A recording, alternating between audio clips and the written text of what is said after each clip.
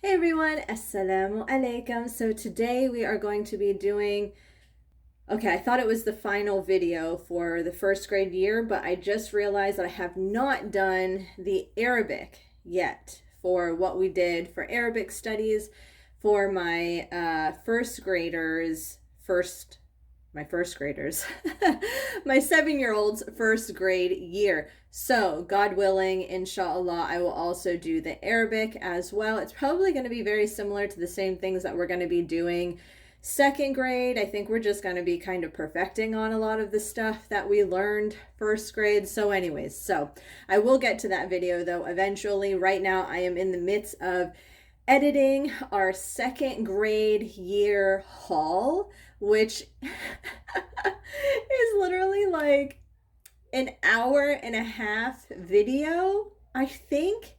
And I'm trying to edit it down to like an hour. And I know that seems really, really long.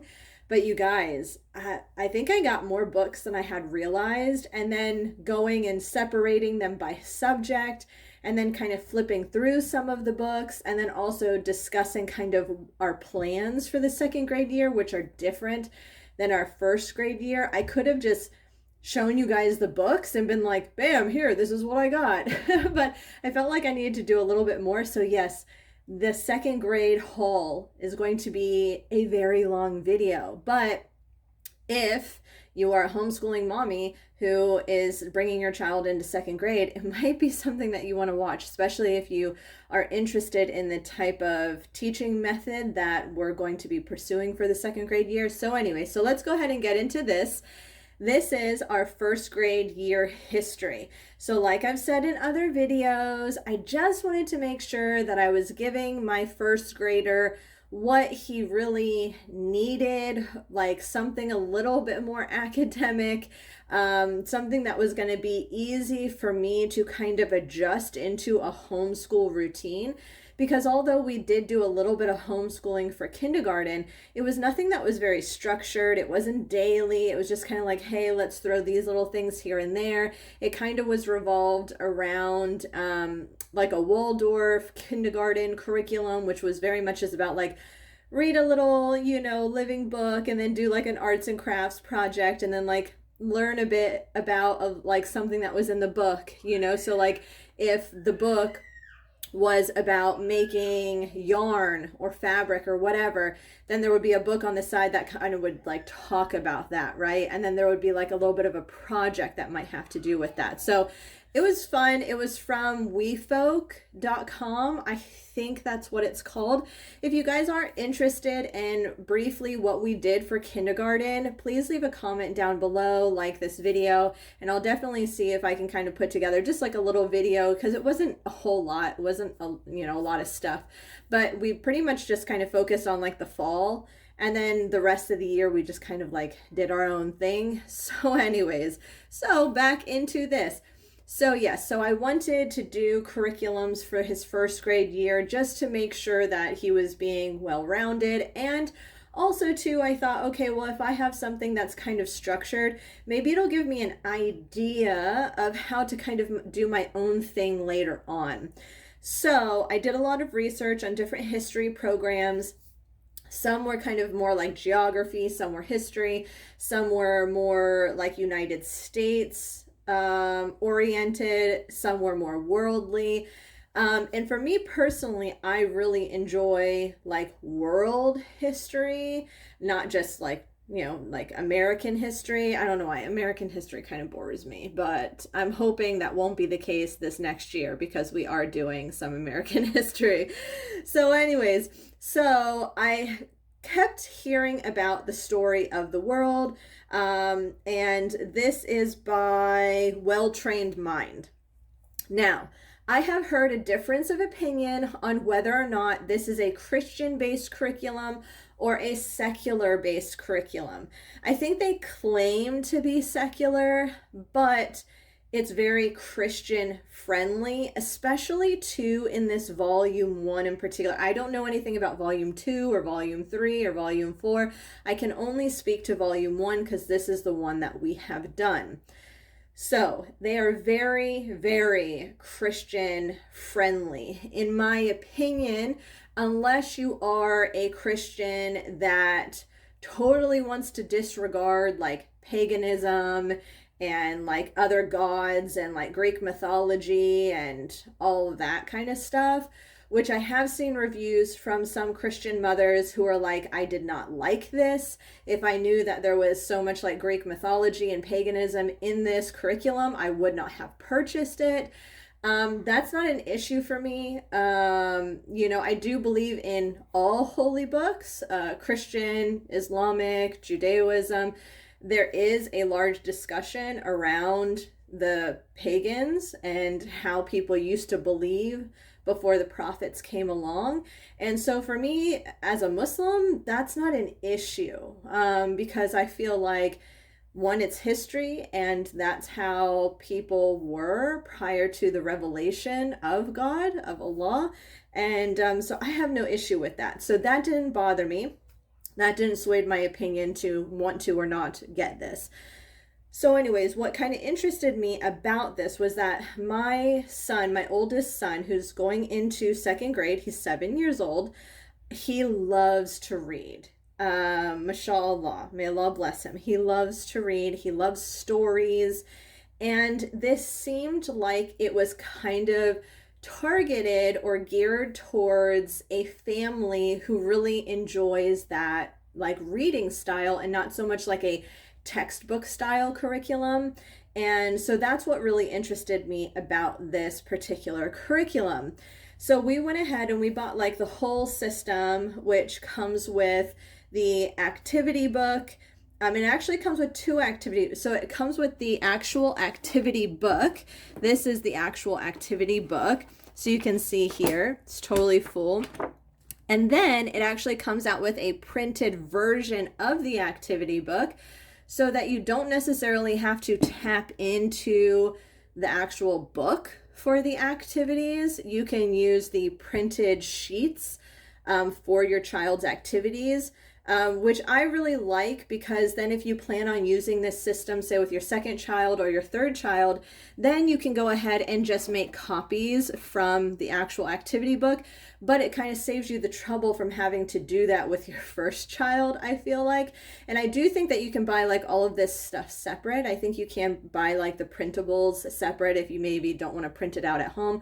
I do think sometimes for some people with different types of printers, it can actually just be cheaper to like purchase the printed copies from these companies versus spending the money on your own ink and paper or going to an office shop and getting them printed. I do find that sometimes it is cheaper actually. So I don't know if that's the case here, but anyway, so I thought that was kind of nice because then I didn't have to make my own copies, which I would have probably, simply because if we liked this system, I thought it might be good to carry it on maybe with the next child or the child after that. So it does come with an activity book, and then it comes with the activity prints, which we went ahead and we just put here in this binder. Now, I'm not going to lie, the binder's a little messy right now, but you can see here now. I will say my oldest is not a huge fan of like coloring pages, so I did not force that on him. I did not make him do the coloring pages. There were some coloring pages in here that as a Muslim we did find inappropriate, just like that picture of Moses. That is not permissible from the opinion that I hold anyways in our religion, for us to be depicting pictures of the prophets, because in all reality we don't really know what they looked like. And I also believe that it is something that is also in the Christian faith, but I believe that it's only followed by certain like sects of Christianity. So anyway, so we didn't really do any of the coloring pages, although there are quite a few in the activity book. So now the only difference between the actual like activity book and the printouts is that the printouts are only like the actual activities, where the activity book itself is actually going to go through. So here there's like a pronunciation guide, and then there's an introduction. How do we know what happened? They have encyclopedia, review questions.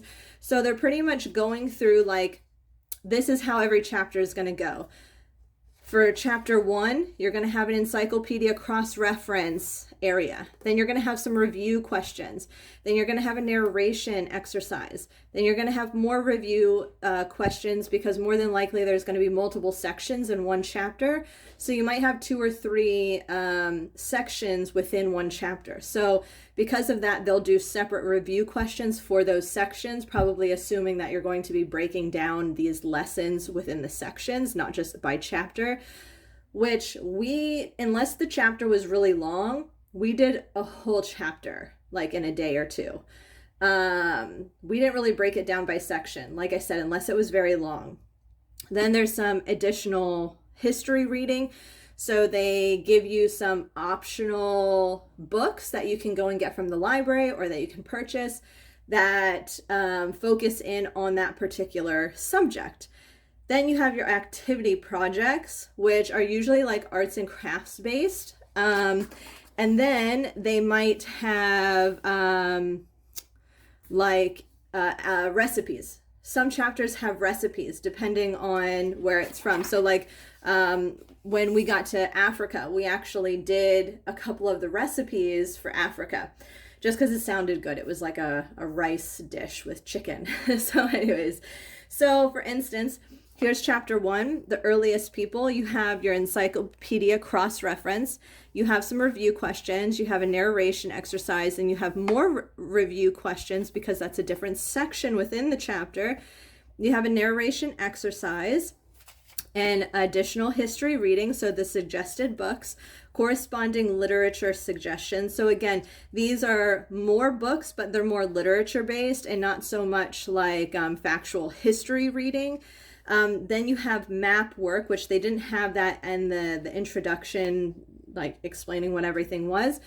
We did all of the map work stuff. Then they usually have a coloring page, and then again, an activity project, all the directions and the materials that you'll need for those activity projects.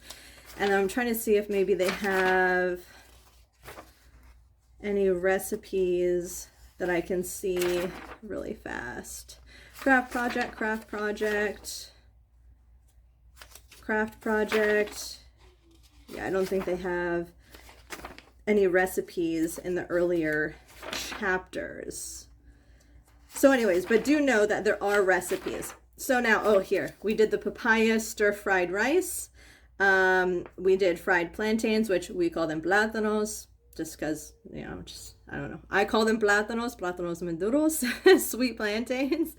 So anyway, so that's what we did actually. So we did the papaya stir-fried and the fried plantains. And then we also did some chicken. So anyways, it was really delicious actually. I was quite surprised. We did do a little bit different seasoning. We didn't follow the instructions exactly, but we did it pretty close. So there's kind of an example of some recipes that they did for this. So anyway, so again, then after all of these, it goes all the way, I think it's chapter 43. So you have all of these here for those chapters, 42, and then 40. Okay, so it's just 42. Now these are, I believe these are kind of like the answer references to the map work. So when your child starts to do the map work for chapter 1, chapter 2, chapter 3, I think that these are kind of like the actual like answers. So they'll tell you, mark this in blue, draw a red line around this city, things like that, so that they kind of get familiar where everything is. So you can check your child's work through these maps. And then this is when the actual like activity book starts. And this is where you end up getting the copies of the activity book. So there's tons of coloring pages. Like I said, you have map work. I don't know why is chapter 3 not done. Oh, it's because we weren't working in the book. We were working in our copies. So I'm like, why did we not do chapter 3 map? We did all of the map. So this is the activity book, which I think is great. One thing I will say, as you know, if you've watched some of my other videos, we separated our academic subjects, 2 subjects at the beginning of the year, 2 subjects at the second half of the year. I thought that it would be better this way because we could kind of focus in more on them. We could take a little bit more time during the day to actually do them. But what I found was that this is a system that you want to do for the full year, because it was it's not that it was challenging to get it done. We got it done. We got it done in time. He actually completed, his history was the last thing he had to complete for the school year, and he completed it a week ago. And I think school either just got out like a week ago or it's getting ready to get out. I can't remember.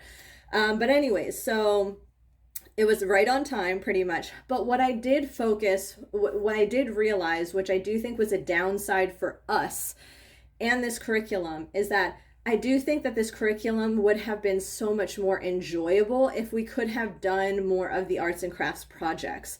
I remember watching a girl's review, a mother's review, and she was saying, if you want to do these craft projects, you really need to plan ahead, make sure that you have all of the materials to do the projects, and you need to kind of plan it pretty much. And I was kind of like, okay, all right, whatever. I'll look and see what there is. I'm sure a lot of the stuff we probably have around the house. Well, actually, probably not. Unless you are just a super, super crafty family and you have tons of like clay and paper and glue and cotton balls and popsicle sticks and this and that and whatever. Like, you're practically like a first grade classroom, right? You're practically a school already. You're probably not going to have a lot of the stuff that you need to complete the craft projects. And for that, I would do what she said. And if you know that you're going to be doing chapter 3 next week, I would plan ahead. I would look at those craft projects, see what you need to get them, and plan ahead for them. Because I do think that that would have made this history curriculum so much more fun and enjoyable for my child, because I felt like we were kind of rushing through to get everything done, because we were just focusing on the storybook, the learning lessons, the map work, the review questions, the narration, and the test. And because we were pretty much, we had to do the 42 chapters in a half a year instead of a full year, we ended up having to do about 2 chapters a week, roughly. Whereas typically you'd probably only have to focus on 1 chapter a week, which would have given you plenty of time to do the activities. But with us, because we were having to do like 2 chapters a week, we really didn't have a whole lot of extra time to focus on craft projects and things like that, where I could understand if you went ahead and like you read some of it one day and then you saved the rest of the reading for another day, and then you focused on the craft project maybe one day, the test another day, review questions on a day, then you would be able to spread that whole chapter out throughout your 4 or 5 week a day, like week, you know what I mean, school week in 4 or 5 days for the chapter, and it would work really well to do it that way. But since we were doing the 2 chapters a week, we really didn't have a whole lot of time to focus on the projects, which, like I said, I do think makes this curriculum so much more enjoyable if you can do that. Yes, you don't have to do all the craft projects, but even to just include like one of the craft projects in your studies throughout the week, I think makes this curriculum so much better, because I do think that they did put a lot of effort behind these curriculums to make the craft projects, to come up with the projects, and I just think that your child would probably enjoy the curriculum a lot more if they were able to enjoy those craft projects. So we have the activity book, the activity printouts. Also too, they do give you these, so we laminated them and we review them every once in a while. We're actually going to go ahead and do like a little review here soon too, just to make sure his lessons weren't like totally for nothing, and that he actually does remember some stuff, which, subhanallah, glory be to Allah, I have realized this randomly. He'll be like, oh, the Romans used to do this, and oh, the Greeks used to do this, and oh, I remember that when we talked about the Babylonians, and oh, I remember that when we used to talk about ancient Egypt. He does seem to really like the information for the history. So I do think he probably retained a lot more than I do realize. And what I did personally realize, and maybe some other mothers have realized this too, if your child does enjoy reading, they might actually retain more information if they read it themselves. I know that that's kind of like a, not like a don't do for younger homeschool settings or like a Charlotte Mason method or whatever. They kind of recommend that the teacher or the mother be reading to them, especially at the younger ages. But what I have realized is that sometimes it's easy for kids to kind of drift off in like their own little thoughts and activities. So if your child does genuinely enjoy reading and you don't feel like it's putting too much on them, too much hardship on them, I would actually recommend, maybe not the first few chapters, maybe towards the end of the year, get them to try and read the chapters on their own, especially if you have like a first grader who is pretty good at reading. Because I was just noticing that my first grader, he was just retaining a lot of the information a lot better. When I would ask him questions, he would be able to answer them like more precisely versus me reading it to him.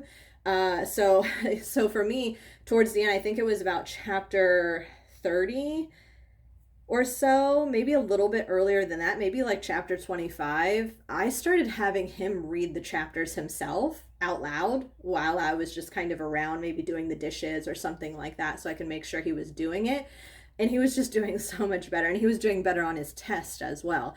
So anyway, so this is the book, the volume 1, Ancient Times. And so now this is from the earliest nomads to the last Roman Empire. I probably did not mention that at the beginning of the video, but so the book, it is pretty much kind of like a storybook. See, like for that, like in my religion, we would not be allowing pictures like that. So I'm not going to say that this is entirely Muslim friendly. I will say that we did actually skip through a few chapters. Like there was a chapter, what did I write on that chapter just now? I wrote something on the top of one of those chapters.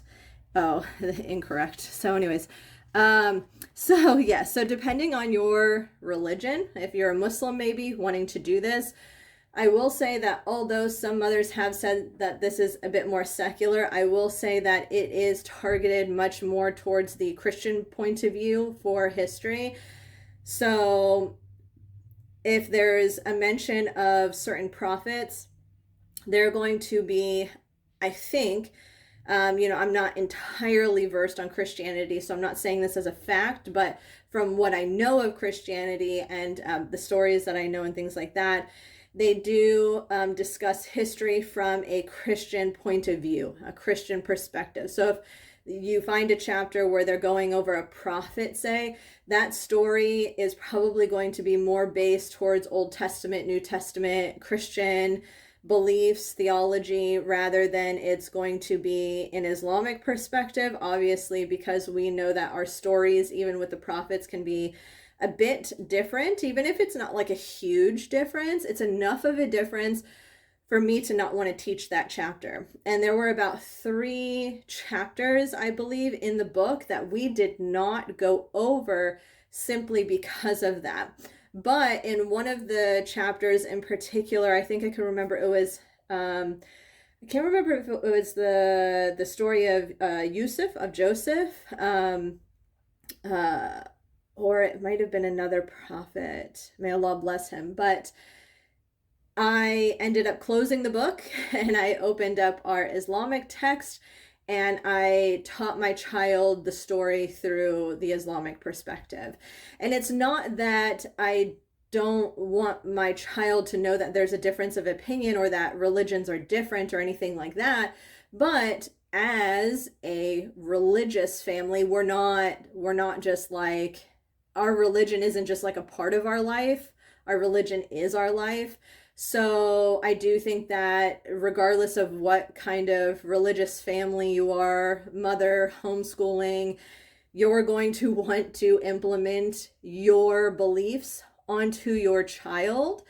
And then when they get a bit older, I do think that it's okay to open up the subject of, okay, now that you are, you have a foundation in your belief, Now I feel comfortable to share these other things about other religions with you so that you know. So I do want to say that if you are a Muslim family planning on purchasing this, do know there probably are about 3 chapters that you're not going to feel comfortable with or not going to want to. By your choice, of course. Maybe you'll feel comfortable, maybe you won't care. But to teach your child those 3 particular chapters, there might even be little sentences here and there that you might find in some chapters that you're kind of like, oh, okay, let me see if I can find a way to reword this or say this in a way that fits our beliefs. So I do want to say that much. So anyway, so then also too, this is the test book and the answer key. So all the tests you can rip out. As you can see, we pretty much just ripped them all out. I made copies of them. They're all in the binder here. And then there is the answer keys, so you can make sure that your child is answering them correctly. So these are a couple of the tests, obviously, that we didn't do for those chapters. And then there's one that I ripped out, made a copy of on accident. And my son was the one who was like, oh, Ma, we didn't do this chapter because of whatever, whatever. And I was like, oh, yeah. So anyways, so yeah, so there was about 3 chapters that we did not go over in the book. So overall, do I think that this is a really great curriculum? I do. Honestly. I do recommend it for people. I would say if you are a Muslim family, come into it with just a little bit of caution. Make sure that you are kind of looking through the chapters ahead of time to see if there's anything that you want to exclude. I'm no scholar. I'm nobody to be advising a Muslim family that like, yes, this is going to be great for you and don't worry. I do think that you need to be smart about how you teach your children, what you choose to introduce to your children. But I do think that if you're a family that's pretty firm in their beliefs and you feel confident to be able to kind of teach your children how you feel is correct and exclude certain things in the book, I think that the curriculum is great. If you're not a Muslim family and you're secular, do know that there is a lot of Christian content in here. And so if you're a Christian family though, absolutely, I do think that this is probably a really great curriculum for you. And yeah, I would just say, don't do what I did and don't think that you can teach the whole thing in half a year. It was a bit stressful. I felt like I was kind of pushing the lessons to get out. Towards the last few weeks, he was actually doing like 3 chapters a week, which you might think like, how is he even going to be able to learn 3 chapters a week? But actually, some of the chapters are really short. Like one of the chapters was only like 2 or 3 pages. And he'll read it all in one day. And then we'll kind of do like a testing day. So he'll do like all 3 tests in a day or all 2 tests in a day. And I will allow open book tests because for me, I come from a background where test day was very stressful. I hated test day. And I don't want to put that stress on my 7-year-old. And plus, I do find that sometimes if you allow your child to kind of go back and answer a question and reread things, it actually will instill the knowledge in him even more. So I was okay with him doing an open book test for quite a few of his tests. If not about half of his tests, he did do an open book. So anyways, so this is a review on the story of the world, the level 1 edition or edition 1, volume 1, ancient times, from the earliest nomads to the last Roman Empire. And hopefully you enjoyed this. I'm sorry this is a little bit longer, but I do feel like this curriculum needed a little bit more explanation. There's more materials to go through with this curriculum in particular, more to discuss. But hopefully you enjoyed it and it was able to, kind of give you a look into the curriculum and help you to decide if this is something for your family or not. And I do think that the whole system was a little over $100. We did get the the MP3 downloads as well, which is pretty much a gentleman reading the stories. And what I thought is like while we were doing the craft projects, we could be listening to the story. Or if we need to review the story before a test, then he can just like listen to the audio while I'm doing something at home because I have 2 other children. But he did not like the audio. I don't know if it's just because it was like a male voice that he wasn't used to hearing, but it like the MP3 downloads or whatever, they were the worst for him to remember the chapter. So if I read it to him, he would remember a lot. if we did the MP3 alone without me reading it to him, he didn't remember like almost anything. If he read it on his own, he remembered almost everything. Like subhanallah, it was just really weird how like all of that worked. So the MP3 was kind of a waste for us. We weren't able to utilize it a whole lot. So we ended up getting the whole system. It came out to a little bit over $100. I think it was like 120 or 117 or something like that, which I don't think is too bad for an entire school year for one, subject. That's really not that bad. So anyways, so that is it. Like this video if you like it. Ask questions down below if you have any questions. I'm really good at being able to comment back and things like that. And subscribe if you like my content. I will continue to do homeschool reviews and just tell you what we're doing for the year and all of that. So anyways, also I just uploaded my math master books review if you haven't seen that already, and then I will be uploading my second grade haul, which is going to be very long as I stated, but it will be up soon. This might be up before the haul though. So anyways, I'll talk to you later. Assalamu alaikum rahmatullahi wa barakatuh.